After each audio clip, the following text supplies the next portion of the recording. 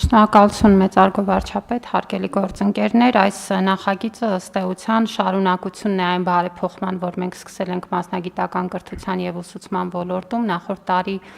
գիտեք, որ ազգային ժողովի կողմից ընդունվեց նոր օրենքը, որով որ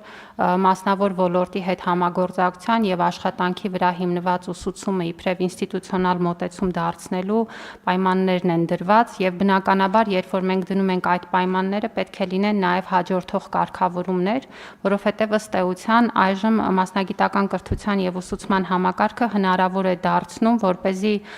ուսանողը թե աշխատի եւ թե սովորի։ Եվ խոսքը հենց դրա մասին է, որ մենք դուալ կրթության համակարգում ունենք գործատուի հետ համատեղ կամ աշխատավայրում կամ աշխատավայրին հարմարեցված պայմաններում կազմակերպվող ուսումնառության գործընթաց եւ այստեղ կա մի առանձնահատկություն, որ այս անձը միաժամանակ համարվում է թե ուսանող եւ թե նաեւ գտնվում է գործատուի հետ աշխատանքային հարաբերությունների մեջ։ Ու բնականաբար, որպեսզի այս գործընթացը ընթանա պատշաճ ձևով, անհրաժեշտ են կարգավորումներ, որոնք հնարավոր կդարձնեն վստահանալ, որ առանձնապես անչափահաս անձանց պարագայում, որպիսիք հանդիսանում են ՄԿՈ համակարգում սովորող ուսանողների մեծ մասը, ապահովված են նրանց այս տիպի աշխատանքներում ընդգրկվելու համար անհրաժեշտ առողջության եւ անվտանգության պահպանման պայմանները։ Եվ մասնավորապես նախագիծը կարգավորում է այս համակարգը, նշելով թե ինչպիսի մեխանիզմներ պետք է գործեն, որպեսզի մենք ունենանք պատշաճ վստահություն, որ օրենսդրությամբ սահմանված ծանր վնասակար, առանձնապես վնասակար աշխատանքներում ներգրավվածությունը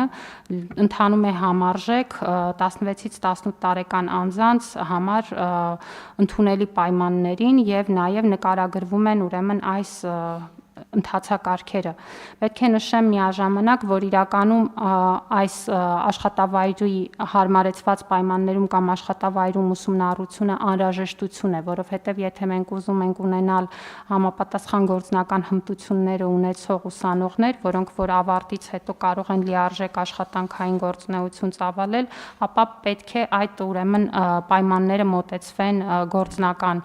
հնարավորություններին եւ հետեւաբար մեր խնդիրն է ուղղակի կարգավորումներ տալ թե բժշկական զննության, թե անհրաժեշտ նաև անհատական պաշտպանության միջոցների այլ անհրաժեշտ կարգավորումները նախագծով տրված են, պետք է ասեմ, որ մենք օրենսդրությամբ արդեն իսկ ունենք առանձին կարգավորված ցանկը, որով սահմանված են ծանր, առանձնապես ծանր, վնասակար եւ առանձնապես վնասակար աշխատանքների ցանկերը, դրանք վերաբերում են տարբեր ոլորտների, հանքարդյունաբերության, քիմիական արդյունաբերության եւ մեծ թվով այլ ոլորտների, որոնք որ մեր ՄԿՈ համակարգում բավականին կարևոր նշանակություն ունեն եւ կարծում ենք, որ այս կարգավորումը հնարավորություն կտա այդ աշխատանքը կազմակերպել շատ ավելի ուրեմն տեսանելի հեռանկարով, միևնույն ժամանակ մասնավորի ներգրավումը դարձնելով ավելի դյուրին։ Ասեմ, որ այս պահին դուալ ուսուցմամբ կրթական ծրագրեր իրականացվում են մեր 21 հաստատություններում 27 մասնագիտություններով եւ ցանկը գնալով ընդլայնվում է։ Խնդրում եմ հաստատել։ Չմոռանաք հավանել տեսանյութը եւ բաժանորդագրվել Civic AM-ի YouTube-յան էջին։